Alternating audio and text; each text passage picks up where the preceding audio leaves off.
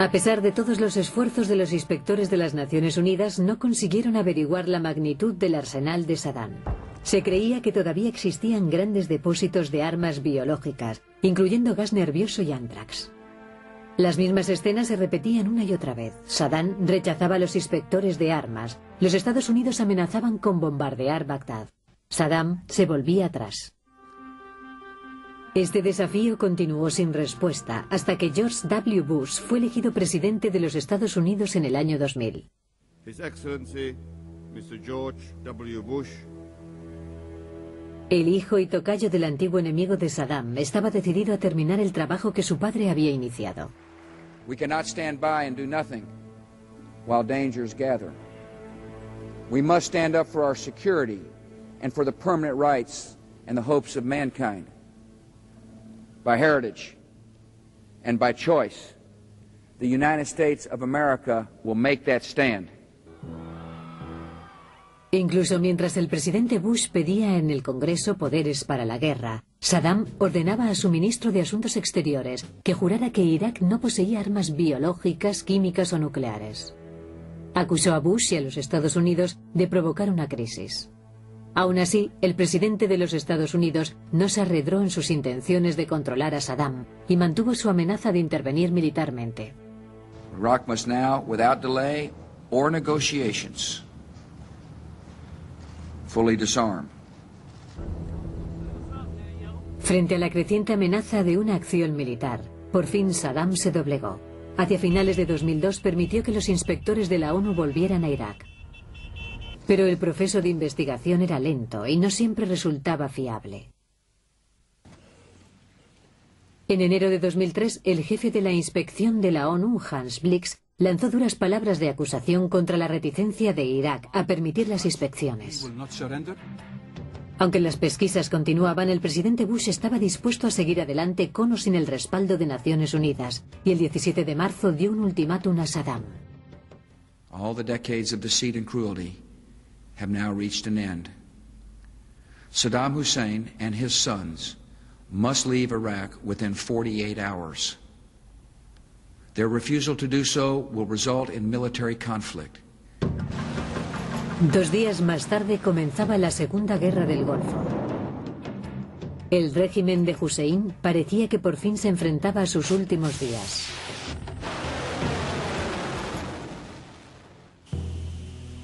El 20 de marzo de 2003, unas horas antes del ultimátum de los Estados Unidos a Saddam Hussein, el presidente Bush recibió una noticia sorprendente.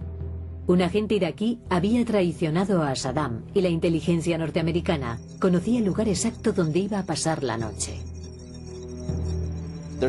Solo hay unas pocas personas que conozcan a Saddam Hussein, que conozcan su mundo. Eso significaba que los norteamericanos habían penetrado una de las zonas más inaccesibles de Irak. El presidente Bush ordenó incursiones aéreas contra el búnker de Saddam al sur de Bagdad. Al cabo de unas horas, docenas de misiles de crucero y 4 bombas de 900 kilos cayeron sobre el objetivo. Pero más adelante, tras una exhaustiva investigación, no hubo pruebas de que Saddam hubiera sido alcanzado. Tiene una intuición animal, no hay duda de ello. Ha sobrevivido a varios atentados. Saddam escapó de al menos 2 atentados directos del ejército estadounidense. Pero sus fuerzas militares no podían compararse con las de la coalición. A las 3 semanas de empezar la guerra, los carros de combate entraron en Bagdad. El 9 de abril cayó la ciudad junto con docenas de estatuas de Saddam Hussein. Su siniestro mandato había llegado al final. ¿Pero qué era de él? I don't know the whereabouts of Saddam Hussein. I don't know if he's dead or alive. I do know he's no longer in power. La búsqueda de Saddam y de sus hijos Uday y Qusay se intensificó. Eran los iraquíes más buscados. En la lista que se les dio a los soldados, Saddam era el número 1.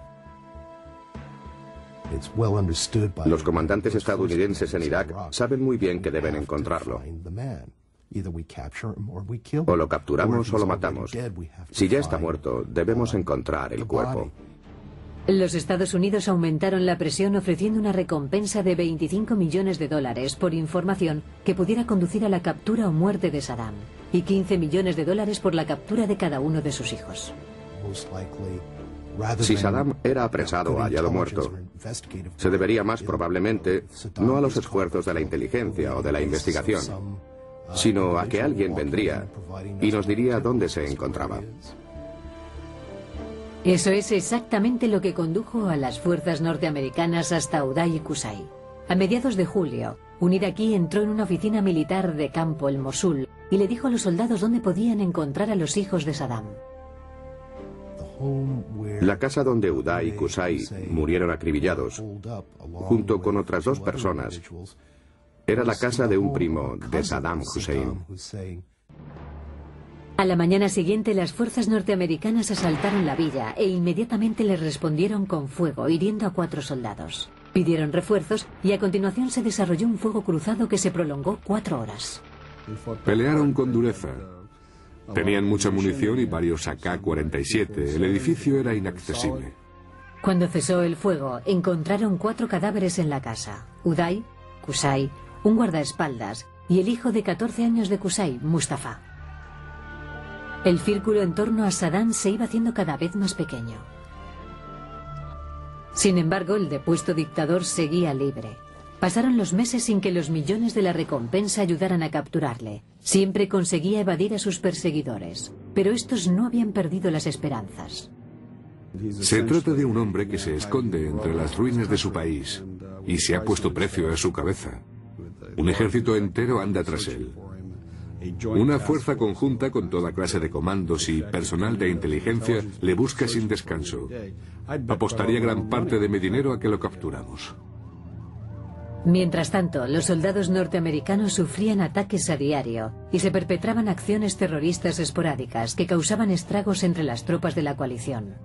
Algunos se preguntaban si Saddam estaría tras esa campaña de violencia.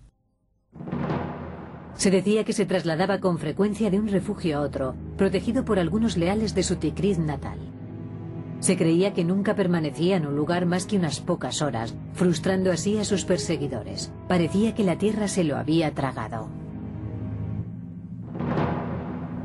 What we realized early on in the summer is that we believed the people we had to get to were the mid-level individuals, his bodyguards and other people. And so we tried to work through family and tribal ties that might have been close to Saddam Hussein.